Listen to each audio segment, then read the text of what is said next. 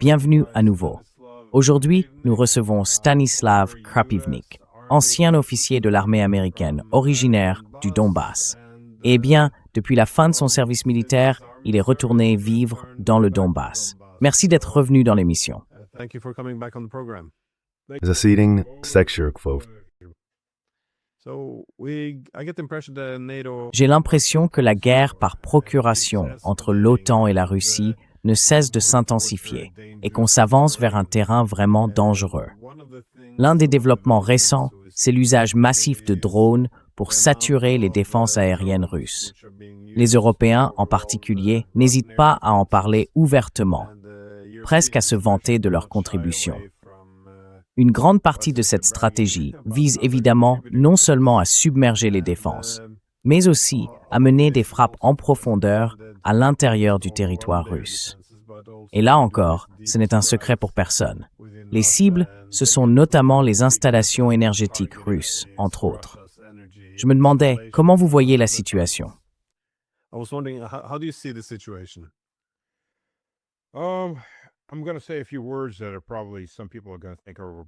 Je vais dire quelques mots que certains vont sans doute trouver exagérés, mais ils ne le sont pas. J'ai parlé avec plusieurs responsables militaires.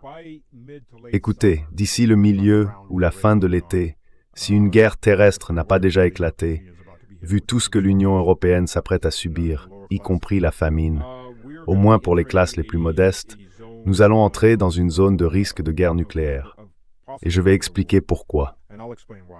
Pour l'instant, je ne dirai pas combien de cibles les systèmes antiaériens russes peuvent gérer. C'est un secret d'État. J'en ai une idée approximative, mais je ne le dirai pas. Disons simplement qu'à ce stade, c'est encore tout à fait gérable.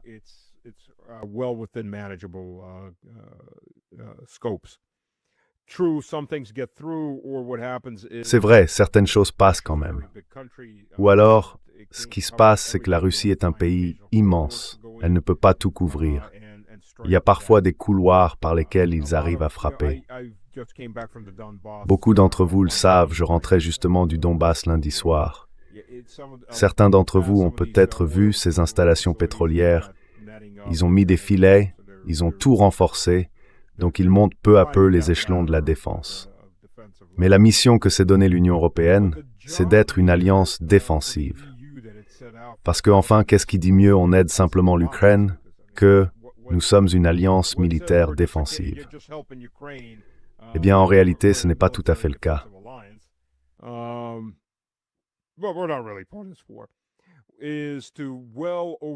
L'objectif, c'est de submerger les systèmes de défense russes et leur capacité de production, ainsi que leurs nouveaux systèmes et missiles, plusieurs fois au-delà de ce qu'ils peuvent soutenir grâce à ces drones stratégiques.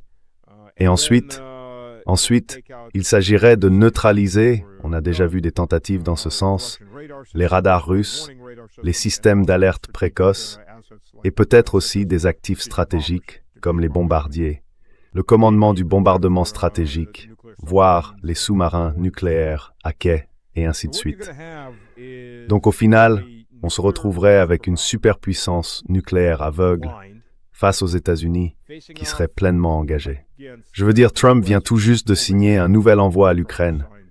1500 kits JDAM à portée étendue. Bon, ça reste 420 km, mais quand même.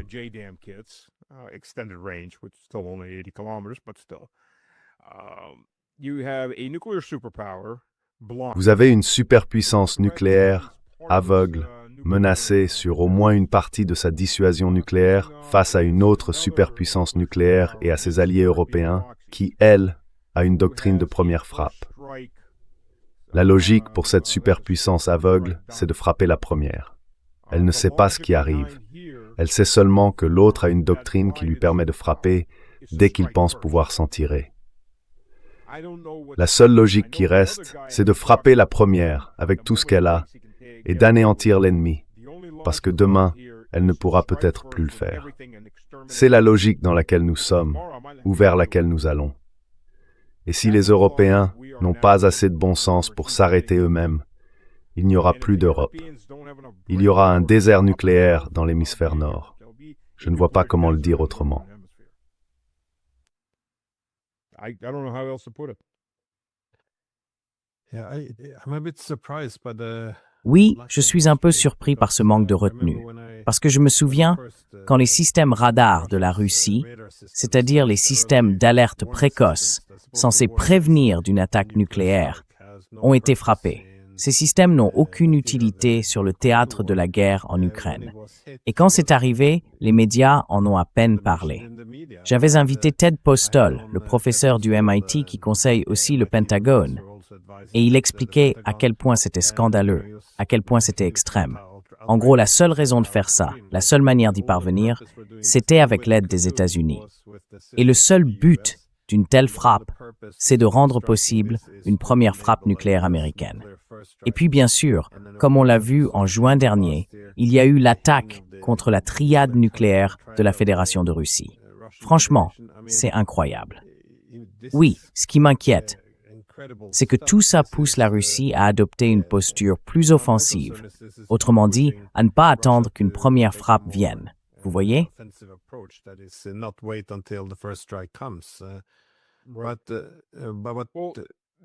There's one other approach. I'm sorry Il y a une autre option, une frappe préventive à l'échelle des armes conventionnelles.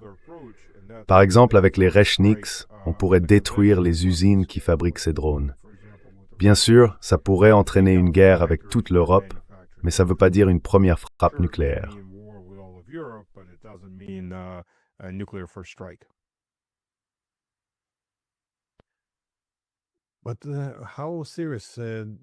Mais à quel point sait-on que le Kremlin prend ça au sérieux? Je veux dire, la menace qui pèse sur sa dissuasion nucléaire. Parce qu'on pourrait penser que toutes les alarmes seraient déjà déclenchées. Mais à quel point prennent-ils vraiment ça au sérieux? Et puis, quelle serait une réponse proportionnée dans ce cas? Parce que personne ne veut d'un échange nucléaire total.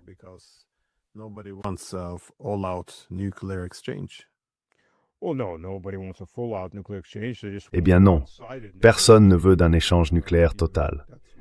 Ce qu'ils veulent, c'est un échange nucléaire à sens unique. C'est la politique américaine de la première frappe. On vous extermine avant que vous puissiez riposter, et ensuite ce qui nous atteint ne sera pas suffisant pour vraiment nous détruire. Donc au final, on s'en sort gagnant. C'est ça l'approche américaine. Elle existe depuis les années 60, quand Kennedy est arrivé au pouvoir et qu'on lui a proposé cette stratégie. Elle n'a jamais disparu. Ce serait pourtant bien moins dangereux si les États-Unis adoptaient une politique de seconde frappe uniquement comme la Chine et la Russie. D'ailleurs, je crois que l'Inde et le Pakistan ont aussi cette position. Ce sont deux puissances nucléaires qui ont déjà mené des guerres, mais qui n'en ont pas refait depuis, justement parce qu'elles ont une doctrine de seconde frappe rationnelle. Elles ne seront jamais les premières à lancer. Les États-Unis, eux, non.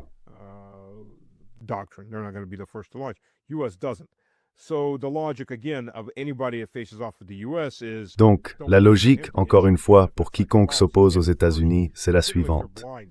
N'attends pas qu'ils te frappent, même si ce n'est pas ta politique. Frappe le premier, surtout si tu es aveuglé, si on t'empêche de voir. Voilà, c'est cette logique-là. Et vous savez, il y a eu une étude, il y a environ 15 ou 16 ans, sur le nombre de frappes nucléaires, le nombre de cibles clés qu'il faudrait détruire aux États-Unis pour ramener le pays à une économie médiévale. Ça briserait probablement le pays pour 100 ans, voire le détruirait politiquement pour toujours. Devinez un peu, combien de cibles faudrait-il toucher? Je le sais, 47. 47. Ce sont les grandes villes stratégiques, les principales centrales nucléaires, les sites pétroliers et gaziers essentiels. Il n'y a que 47 points à éliminer et les États-Unis sont finis. Économiquement, c'est terminé pour au moins un siècle. Leurs centres de population, de décision et de production disparaissent. Leurs zones industrielles clés aussi.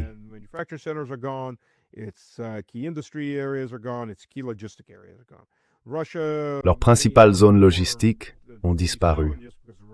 La Russie en a peut-être plus de 47, simplement parce qu'elle est beaucoup plus grande, à peu près 2,5 fois la taille des États-Unis.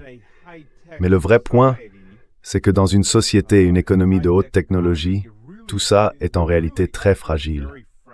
Vous savez, au Moyen Âge, Chaque village avait son forgeron. Et même si on en tuait quelques-uns, ça ne faisait pas s'effondrer toute l'économie du métal, parce qu'il y en avait partout, dans chaque village, dans chaque ville. Aujourd'hui, quand vous avez une Silicon Valley où se concentre la majorité des entreprises et des ingénieurs du secteur high-tech, si vous la perdez, c'est quelque chose de très difficile à reconstruire une fois que tout a été dispersé. C'est la même logique. Et il y a un autre problème aussi, surtout pour les Européens. And here's the other problem, too, particularly for the Europeans. Russia's big. Russia's huge. Russia's the biggest country in the world. La Russie, c'est immense, c'est énorme. C'est le plus grand pays du monde. Les États-Unis restent quand même sacrément grands. Si on parle de frappe limitée, on ne toucherait qu'un certain pourcentage du pays, soit par les retombées nucléaires, soit par les explosions directes. Le sous-continent européen non russe fait partie de l'Eurasie. Mais bon, si on inclut le Donbass, la Russie représente environ 42% du sous-continent européen. Tous les autres pays sont beaucoup plus serrés les uns contre les autres. Donc une seule frappe toucherait une proportion énorme de personnes, de villes et de régions. Même un échange nucléaire limité sur le reste de l'Europe rendrait d'immenses zones, voire la majorité du territoire, inhabitables ou habitables à vos risques et périls.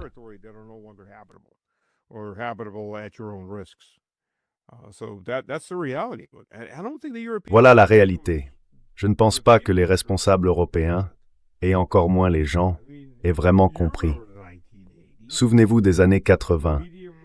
Les missiles balistiques de portée intermédiaire sont apparus et il y a eu des manifestations massives parce que tout à coup, ce n'était plus seulement l'Union soviétique et les États-Unis qui allaient s'échanger des frappes.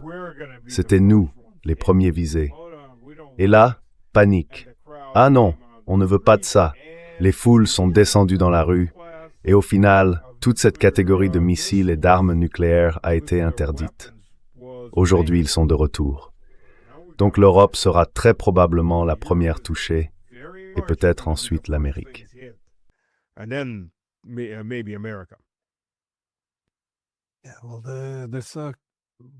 Oui, eh bien, je pense qu'il y a une sorte de psychose collective en Europe en ce moment. Parce que si quelqu'un ose dire que, peut-être, frapper le système de radar précoce de la Russie ou bombarder sa force de dissuasion nucléaire, eh bien, peut-être que ça risque de provoquer une troisième guerre mondiale, voire un échange nucléaire. La réponse habituelle, parce que je l'ai entendue des dizaines de fois, c'est toujours la même. L'Ukraine a le droit de se défendre. Ou alors, ce sont des arguments pro-russes. Donc oui, il y a maintenant une sorte d'immunité face au bon sens. C'est devenu le réflexe pour tout. On te met devant un choix binaire. Soit tu soutiens les Russes, soit tu soutiens les Ukrainiens. Et soutenir les Ukrainiens, ça veut dire qu'on ne parle pas des risques, comme celui d'une guerre nucléaire. Et au fond, c'est devenu impossible de remettre ça en question.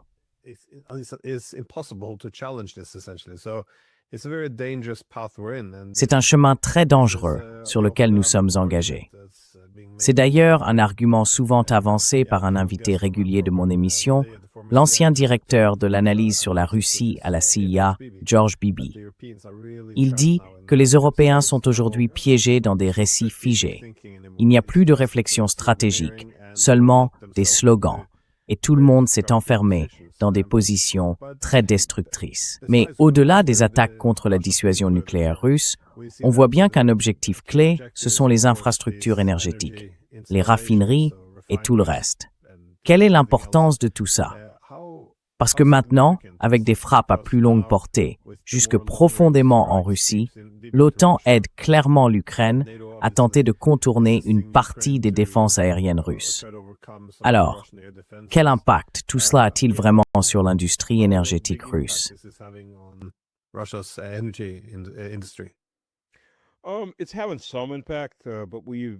Ça a un certain impact, oui, mais on a vu qu'en fait, la plupart du temps, ce qui est touché, c'est pas l'infrastructure essentielle. Je veux dire, si on regarde une raffinerie de pétrole, c'est une installation immense. En général, une raffinerie fait entre 3 et 5 kilomètres de long, avec des centaines de kilomètres de tuyaux. Donc ce qui est souvent visé, et j'en ai vu un de ces parcs de réservoirs, une partie avait brûlé, le reste avait été épargné, ce sont surtout les zones de stockage, parce que ça brûle très fort et ça donne de très belles images pour les médias occidentaux. Regardez, ça brûle, ah ah ah. Mais si on touche aux tuyaux, là c'est autre chose. Ils sont sous pression et surveillés par des systèmes informatiques.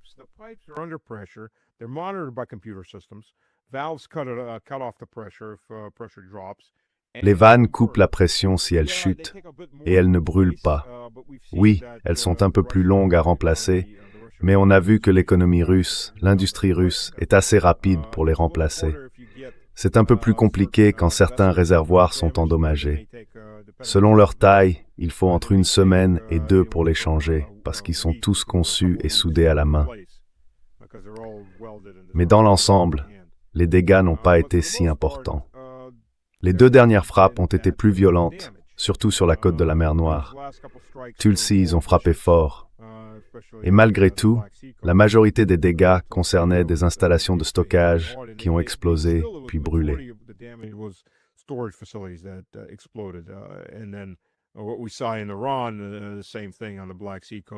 Ce qu'on a vu en Iran, c'est la même chose sur la côte de la mer Noire. Une pollution massive, du pétrole qui se répand partout, des cendres cancérigènes qui retombent. Mais au final, tout ça n'a pas vraiment réduit et ne réduira pas la production russe. En revanche, ce que ça fait, c'est accélérer le déplacement de la Russie vers des installations situées à l'est du pays, tournées vers l'Asie plutôt que vers l'Europe. En gros, l'Asie et d'autres régions vont devenir les principaux points d'exportation de l'énergie. L'Europe, enfin l'Union européenne, a été coupée d'une manière ou d'une autre. Et les problèmes techniques sur l'oléoduc Druzhba, c'est encore un coup de plus, peut-être pas en plein cœur, mais disons dans la rate.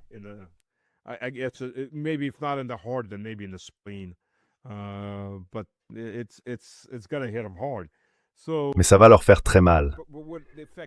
L'effet que ça a, c'est que ça fait encore monter le prix du pétrole sur le marché, surtout sur le marché au comptant. Et les Européens, eux, achètent quasiment tout sur ce marché-là. L'Union européenne achète sur le marché au comptant en ce moment. Donc ça leur revient tout simplement plus cher. Et pourtant, comme vous l'avez dit, ils avancent tous ensemble, quoi qu'il leur en coûte. Peu importe les dégâts qu'ils s'infligent eux-mêmes, le niveau d'ignorance ou d'autodestruction, à ce stade, dépasse tout entendement. Donc, peu importe les dommages qu'ils se causent en soutenant Zelensky. Et Zelensky, lui, essaye de frapper là-dedans. Il essaye de viser South Stream ou Turk Stream, les oléoducs qui alimentent le sud-est de l'Europe.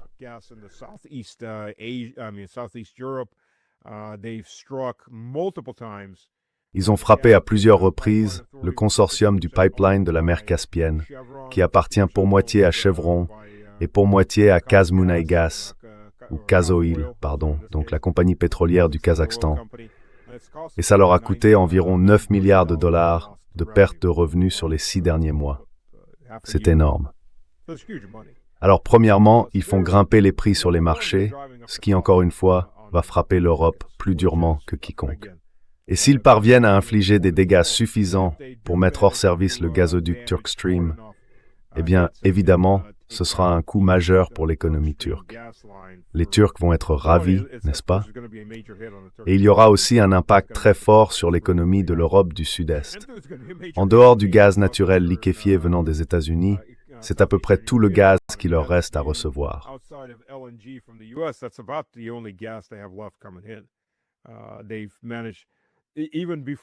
Ils ont réussi, même avant la guerre du Golfe avec l'Iran, à se mettre à dos les Émirats arabes unis et d'autres pays avec ce 3e paquet de mesures et toutes les autres exigences qu'ils formulaient. Donc, à ce stade, c'est de l'autodestruction, mais ils foncent quand même. Ils ne peuvent pas s'en empêcher. Comme tu l'as dit, ils ne peuvent vraiment pas s'en empêcher. Et je n'ai pas fini de répondre à ta dernière question. Je ne peux pas parler au nom de la direction civile du Kremlin, mais les militaires, eux, prennent ça très au sérieux. Assez sérieusement, je pense, pour envisager une première frappe nucléaire et sûrement des frappes sur les usines de drones ailleurs en Europe, même si ça risque de déclencher une guerre mondiale conventionnelle. À ce stade, De toute façon, ce ne serait pas mieux qu'un échange nucléaire. It's still better than a nuclear exchange. Yeah, well, on another escalation which might come. Oui, eh bien, une autre escalade qui pourrait arriver plus tôt, ce serait la menace de Zelensky de frapper le défilé du 9 mai à Moscou, le défilé de la victoire.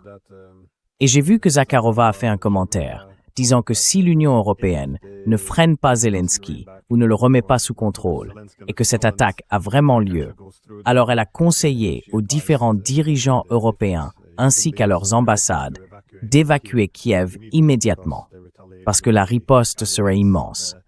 Tu penses que c'est juste Zelensky qui essaie de semer le doute et peut-être de remettre l'Ukraine au centre de l'actualité? Ou tu crois que c'est quelque chose qu'il pourrait vraiment faire? L'un n'exclut pas l'autre. The first does not negate the second. Of course, he wants to be at the head. Bien sûr qu'il veut être aux commandes. I mean, Et à ce stade, je veux dire, regardez, d'abord c'est toujours difficile de savoir à quel point le drogué est vraiment aux manettes et à quel point ce sont les Américains et les Britanniques qui dirigent, surtout la CIA américaine, et puis les Britanniques en général. La CIA américaine est en mode détruire la Russie, quoi qu'il en coûte. Ils sont, je pense, complètement enfermés dans cette logique très destructrice. Et clairement, les Britanniques aussi y sont à fond dedans, jusqu'à, je dirais, risquer même l'anéantissement de l'Angleterre. Ces gens ont perdu la raison depuis longtemps. Et le peuple britannique ferait bien de se réveiller parce qu'il pourrait bien être perdu avec eux. Oui, absolument. Un échange nucléaire est possible un jour. possible nuclear exchange one day. Not that England exactly has anything to exchange with. Even the missiles. Ce n'est pas comme si l'Angleterre avait vraiment quelque chose à échanger. Même les missiles ne sont pas à eux, et les sous-marins Typhoon non plus. Tout est loué aux États-Unis. Est-ce qu'ils le feraient? Je pense que oui. Moi, j'y serais. Enfin, pas tout à fait sur place, je serais un peu en retrait, avec RT comme commentateur le 9 mai. J'y étais aussi l'année dernière. Donc s'il se passe quelque chose, je serai sur le terrain, ou en tout cas pas loin. Les défilés sont réduits, et ce n'est pas à cause de la menace.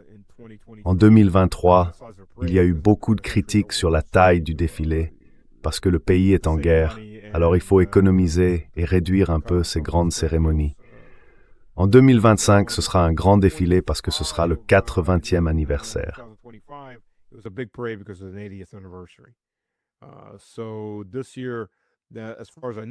Alors cette année, d'après ce que je sais, le défilé n'aura pas de matériel au sol, pas de chars, rien de tout ça. Ce sera essentiellement un défilé à pied.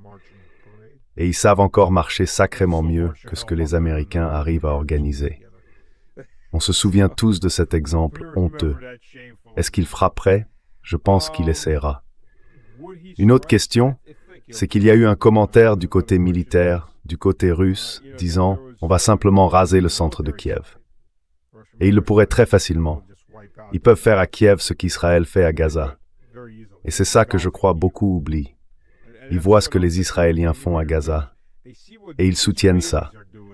Franchement, comme l'a dit Meir Shemer, oui, ils font juste le sale boulot à notre place.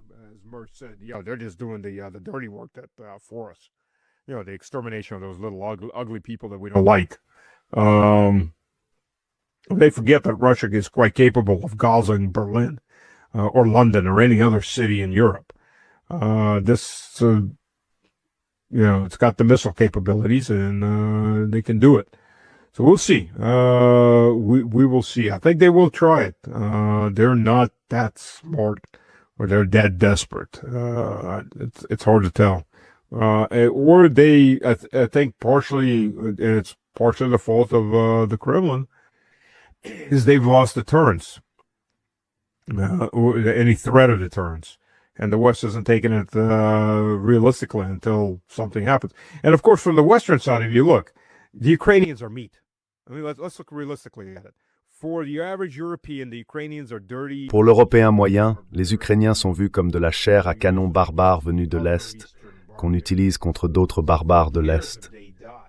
Alors franchement, qui s'en soucie s'ils meurent?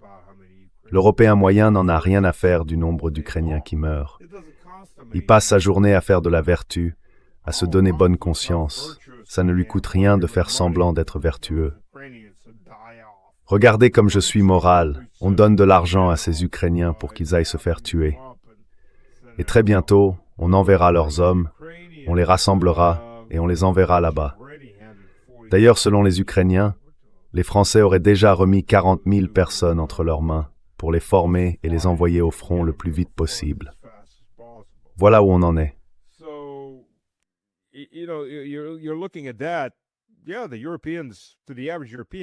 Oui, pour les Européens, enfin, pour l'Européen moyen, les Ukrainiens sont surtout une gêne, presque des sauvages venus de l'Est. Ils se fichent pas mal de combien d'entre eux meurent. Faut être réaliste. Les Américains, eux non plus, n'en ont strictement rien à faire du nombre de morts. Tout ce qu'ils entendent, c'est le bruit de la caisse qui sonne à chaque fois qu'un Ukrainien devient un cadavre. Et si c'est un Russe, c'est encore mieux. C'est toujours le même bruit. De l'argent qui rentre. Tourner autour du pot ou chercher des euphémismes, ça ne sert à rien. Parlons franchement. C'est horrible, c'est brutal et c'est comme ça. Pour le politicien occidental moyen et ceux qu'il finance, tout ça, c'est de l'argent. De la chair à canon et de l'argent. Ça n'a jamais été autre chose.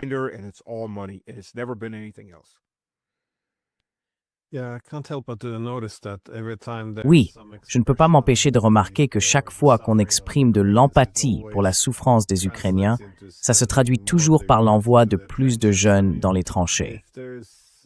Je veux dire, s'il s'agit d'autres problèmes, des choses qui ne peuvent pas être utilisées pour la guerre, comme la mobilisation forcée, les Ukrainiens arrachés à leur foyer et envoyés au front, ou ce genre de choses, là, tout à coup, l'empathie disparaît, parce que ça ne peut pas servir d'instrument politique.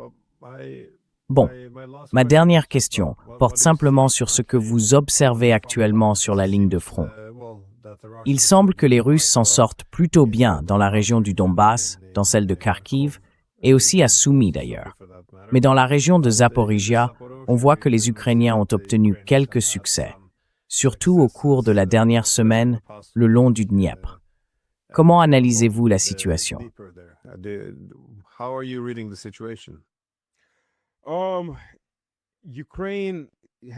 L'Ukraine a des succès, oui, mais elle n'a pas l'endurance nécessaire, parce qu'elle obtient ses succès en sacrifiant énormément de monde.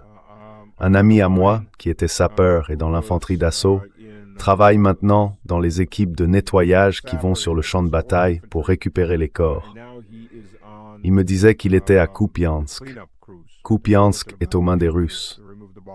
L'Ukraine tient encore quelques zones boisées, quelques bâtiments à la toute périphérie. Quand ils sont descendus au sud pour ramasser les corps, là où le front était autrefois plus ou moins stable, ça bougeait un peu, mais c'était globalement statique. Il m'a dit, tu sais, c'est 10 contre 1. Il était choqué. Il pensait qu'il y aurait beaucoup plus de Russes morts. Mais non, c'est 10 contre 1. Les Ukrainiens perdent un nombre énorme de soldats.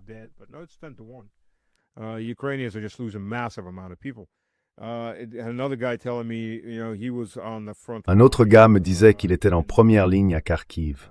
Entre leur position en hauteur et la ligne de contact, il y avait un champ ouvert d'environ 2 kilomètres.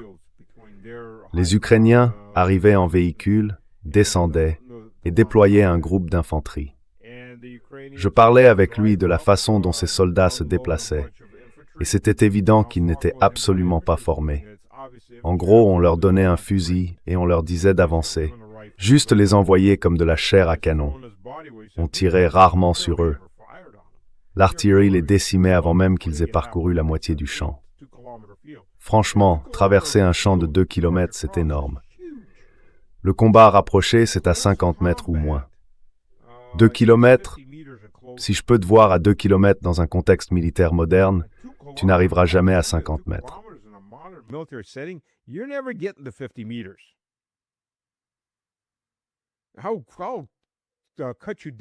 Je vais te faucher entre l'artillerie lourde, les mortiers, les munitions larguées par avion, puis le tir direct des chars, qui sont utilisés en gros comme véhicules d'appui pour l'infanterie.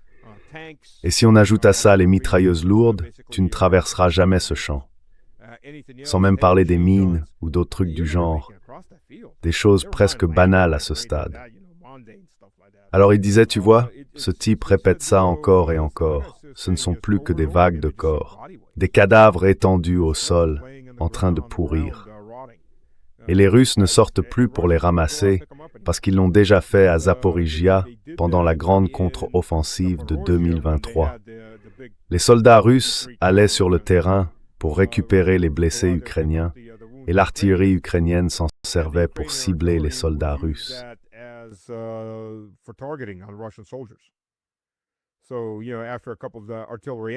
Alors vous savez, après quelques embuscades d'artillerie, pendant que les Russes essayaient de sauver les blessés ukrainiens, eh bien, ça les a laissés là-bas, à pourrir, à se vider de leur sang et à mourir. Qu'est-ce que vous voulez faire?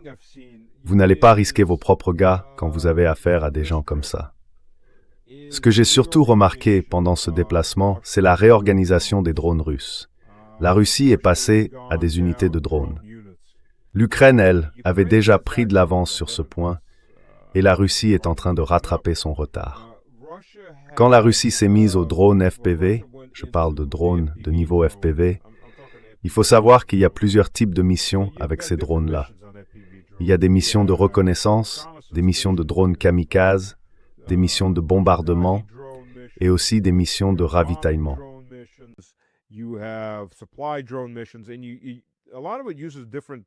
Et beaucoup de tout ça repose sur différents types de drones, sans parler des communications et de tout le reste. En fait, chaque bataillon, chaque compagnie avait sa propre section de drones. Donc c'était un peu désorganisé. Ces sections étaient intégrées à l'unité à laquelle elles appartenaient, au niveau compagnie ou supérieur. Résultat, des niveaux de formation différents, des équipements différents, bref, tout variait. Aujourd'hui, tout ça est en train d'être réorganisé. On a retiré les drones de toutes ces unités et on est en train de créer de véritables bataillons de drones. Et ces nouveaux bataillons sont désormais distincts des unités de défense aérienne, celles qui s'occupent des drones anti-drones. Donc, les unités anti-drones sont maintenant séparées, clairement intégrées dans les structures de défense aérienne, régiments, bataillons, tout ça. Et les nouveaux bataillons de drones, eux, vont être offensifs et ils se spécialisent dans ce rôle.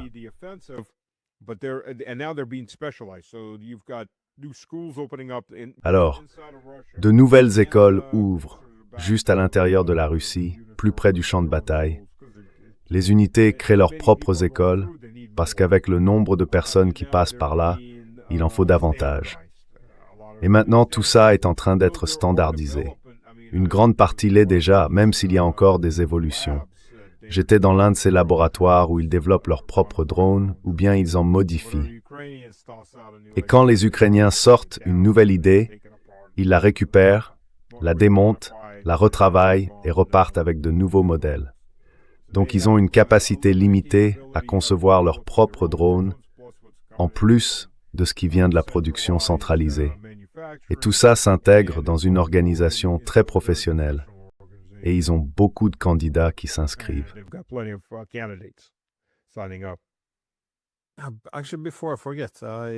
Ah oui, avant que j'oublie, je voulais aussi vous poser une question sur les activités de la Russie en Afrique, plus précisément au Mali. On n'en entend pas beaucoup parler dans les médias. Comment est-ce que vous décririez en gros ce qui se passe là-bas sur le plan des combats?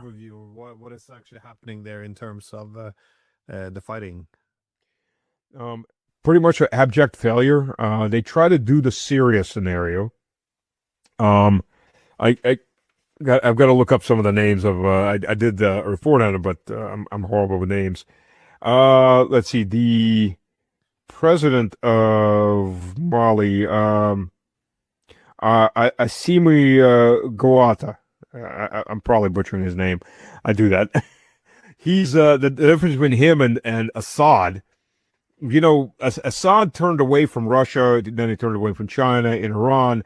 All three were offering to upgrade his military, just open your economy, let us invest, which would have brought jobs in too. He wanted to be loved by the West, so he went and got loved by the West. He was trying to cozy up with the Saudis and the and UAE to get back in the grace of the U.S., and he really got in the grace of the U.S. What can you say? El Jelani now runs that part of my French, a shit show.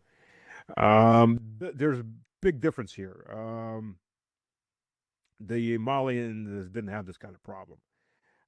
Les Maliens n'avaient pas ce genre de problème. Le corps africain de la Russie, qui était autrefois Wagner, a été réorganisé et renforcé avec du personnel russe supplémentaire. Il fait maintenant partie du ministère russe de la Défense. Ce n'est pas une société de mercenaires, ce sont des soldats réguliers russes. Ils ont contribué à reconstruire l'armée malienne, à renforcer ses capacités de manière significative, et on l'a bien vu. Alors, 12 000 motards, certains tout droit sortis de Mad Max, foncent sur des pick-up armés et des motos, 2 hommes par moto. On imagine facilement l'argent que ça représente. Ces combattants étaient à la fois des djihadistes islamistes et des Touaregs qui réclamaient l'indépendance.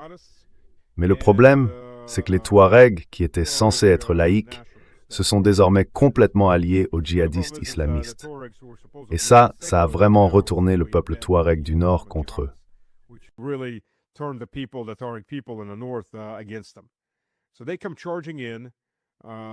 Alors, ils ont déboulé du désert en essayant de faire une sorte de blitzkrieg. En plus, c'est évident qu'il y avait des éléments à l'intérieur même du gouvernement malien qui ont trahi leur propre gouvernement. Les commandos avec des attentats suicides ont été guidés directement jusqu'au ministre de la Défense, qui a été tué avec sa famille, ainsi que d'autres frappes à l'intérieur de la capitale, Bamako. Donc, ce qu'on a là, c'est qu'ils ont commencé à diffuser des photos de lui. C'est un colonel, ou plutôt c'était un colonel de l'armée malienne, à l'époque où le pays était encore sous contrôle français, mais à travers des mains noires au lieu de mains blanches, le néo-empire français, en quelque sorte. Il a pris le pouvoir. Et qu'est-ce qu'il a fait? Il s'est équipé, a pris un fusil d'assaut, et il est parti essayer de reprendre le contrôle de la situation. Donc non, il ne fuit pas. Et c'est ça le point, c'est exactement ce qu'Assad a fait. Il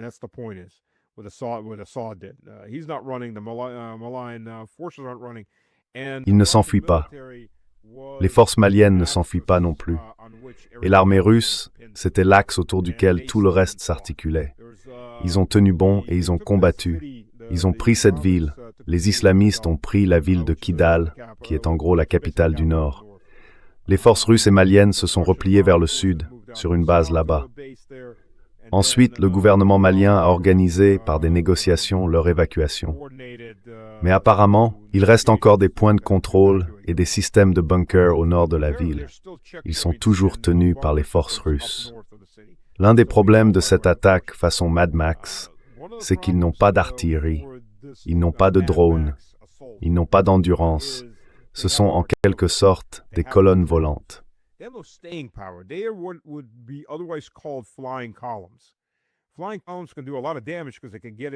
Les colonnes volantes peuvent faire énormément de dégâts parce qu'elles se déplacent très vite. Mais au fond, ça reste de l'infanterie légère. Elles peuvent frapper rapidement, semer le chaos, mais dès que les lignes se stabilisent, on voit ce qui s'est passé à Koursk ou à Kharkiv. Elles pouvaient s'enfoncer loin, créer beaucoup de désordre, mais elles n'arrivaient pas à prendre les zones urbaines. Et dès que les lignes se figeaient, elles se faisaient littéralement anéantir, parce qu'elles tombaient droit sur des positions fortifiées qui les attendaient en embuscade. C'est exactement ce qu'on a vu avec les mercenaires et les réguliers ukrainiens. Ils se faisaient balayer, et la colonne volante cessait d'exister, parce que les lignes étaient désormais stabilisées. Et cette stabilisation, elle arrivait très vite.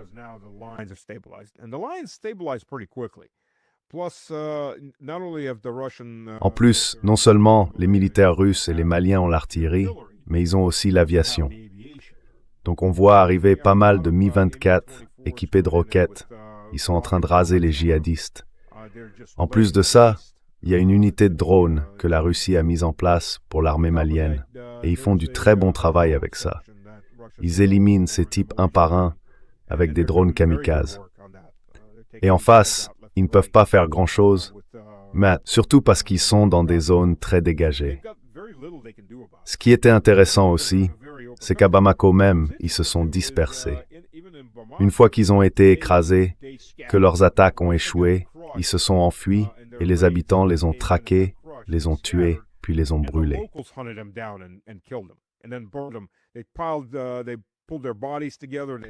Ils rassemblaient les corps. Je veux dire, on le voit dans pas mal de vidéos. On ne peut pas vraiment les mettre sur YouTube pour des raisons évidentes, elles se font bannir. Mais ils prenaient ces cadavres, les découpaient. J'imagine que certains en gardaient comme trophée. Ensuite, ils empilaient tous ces corps, les mélangeaient à des déchets et les brûlaient. Parce que pour eux, ces gens-là ne valent rien. Et il y en a des dizaines et des dizaines. Donc, ils ont été détruits. Et maintenant, Kidal est pratiquement encerclé. D'après les dernières nouvelles, certains de ces groupes demandent des couloirs verts pour partir. Mais je doute fort que l'armée malienne les laisse s'en aller. Pourquoi faire? Pour qu'ils reviennent dans 1 an, 2 ans ou 3 ans.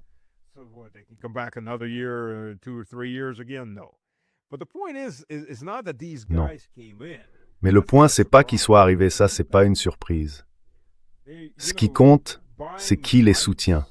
Tu vois, ceux qui achètent des motos, des pick-up, des technicals, ces camions Toyota.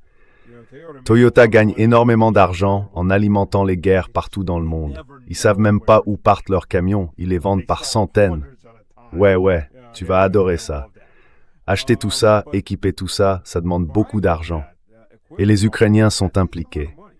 En fait, ils sont assez stupides pour avoir publié des photos d'eux avec ces djihadistes, leurs drapeaux mi-djihadistes, mi-ukrainiens, et ils les ont postés partout sur Internet pour montrer à quel point ils sont fiers d'eux.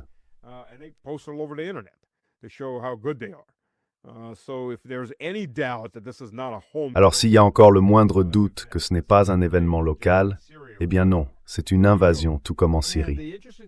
Voilà. Et ce qui est intéressant, c'est que le Burkina Faso a envoyé des troupes pour aider le Mali. Donc le Burkina Faso, le Mali et le Niger ont en gros, et le Niger était aussi attaqué, mais ça on n'en parle presque pas dans les médias. La Russie est présente dans tous ces pays, et ces 3 pays ont formé, en quelque sorte, une alliance d'autodéfense, parce qu'ils savaient que les Français reviendraient.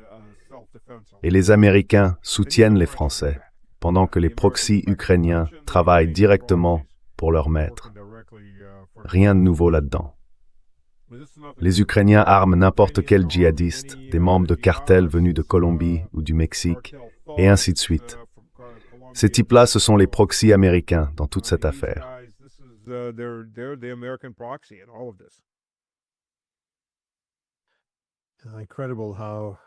C'est incroyable de voir à quelle vitesse ces combats entre Russes et Ukrainiens s'étendent depuis l'Afrique et comment ça se propage un peu partout dans le monde. Ce sont des évolutions vraiment étonnantes. Il y a une chose que je voudrais ajouter à ça. Il y a quelque chose dont on ne parle pas beaucoup. Les Français sont aujourd'hui extrêmement inquiets.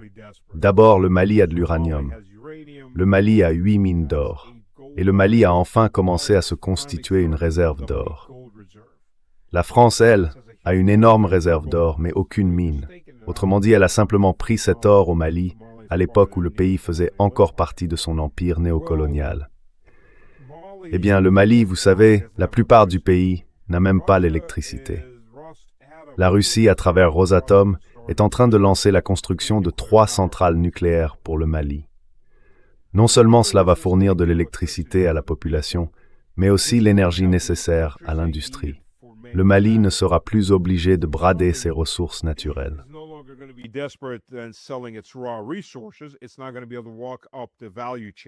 Désormais, le pays va pouvoir monter dans la chaîne de valeur, commencer à transformer ses propres ressources, peut-être même produire des biens finis.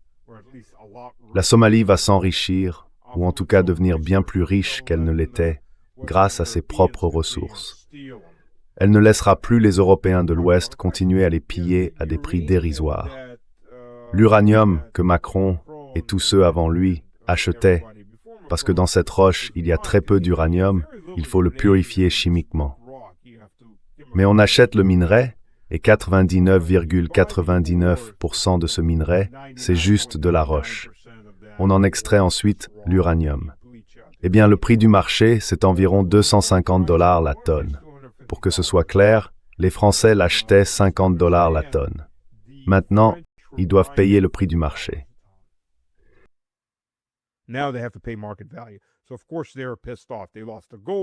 Alors évidemment, ils sont furieux. Ils ont perdu leurs mines d'or, leurs mines d'uranium, leurs mines de cobalt. Ils ont perdu énormément en perdant cette partie du Sahel. Et maintenant, il y a la menace de tout le reste qui pourrait suivre. Vous savez, à Madagascar, il y a eu une révolution.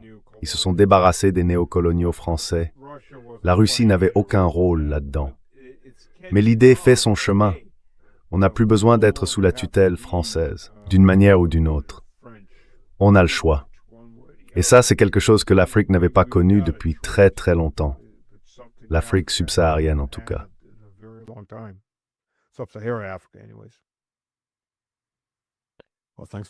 Merci d'avoir partagé ces points de vue. Et vous savez, je vais commencer à suivre de plus près ce qui se passe au Mali, parce que ça va avoir des conséquences énormes. Oui. En fait, ce qu'on voit, c'est peut-être, tu sais, la Seconde Guerre mondiale. Enfin non, je devrais dire la Première. La Première Guerre mondiale, c'était un peu comme si l'arbitre tirait une fusée éclairante et que tout le monde se jetait les uns contre les autres. Et puis au fil du temps, d'autres pays sont venus s'y ajouter, comme la Turquie, puis la Roumanie et la Bulgarie, enfin surtout la Roumanie. Mais la Seconde Guerre mondiale, elle, c'était en réalité plein de petits conflits séparés qui ont fini par se rejoindre pour former une seule ligne de front continue. Il ne faut pas oublier les aventures des Italiens, des Japonais et d'autres encore, la guerre d'Espagne par exemple. Tout ça faisait partie de la Seconde Guerre mondiale. Et aujourd'hui, on voit la même chose. La ligne de front en ce moment, elle est en Ukraine. Elle est aussi dans le Golfe Persique. Et maintenant, elle est en Afrique de l'Ouest. Et ces lignes de front se multiplient. À la fin, elles vont toutes se rejoindre en une seule grande guerre, si rien ne s'arrête. Et malheureusement, je ne vois pas l'Occident s'arrêter. C'est l'Occident qui pousse tout ça. Oui, c'est clairement l'Occident qui est en train de le provoquer. J'entends de plus en plus dire qu'on est déjà en guerre mondiale. Et je dois dire que cet argument commence à devenir convaincant. Oui, c'est le cas.